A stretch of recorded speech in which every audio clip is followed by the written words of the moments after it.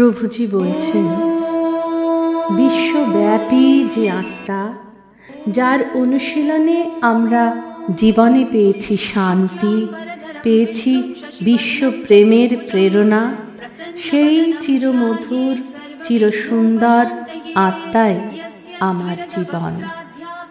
আত্মার প্রসারণে জীবনের গতি আর আত্মজ্ঞান লাভই জীবনের চরম লক্ষ্য।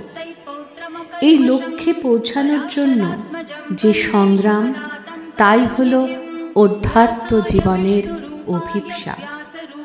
আত্মজ্ঞান ভাবুকের কোনো সাময়িক সুখস্মৃতি নয়, দুর্বল চেতনার কোনো পলায়ন বৃত্তি নয়।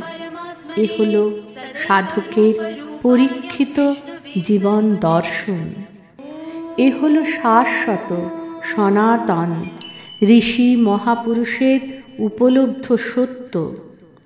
আত্মিক শক্তির জাগরণই একমাত্র শক্তি।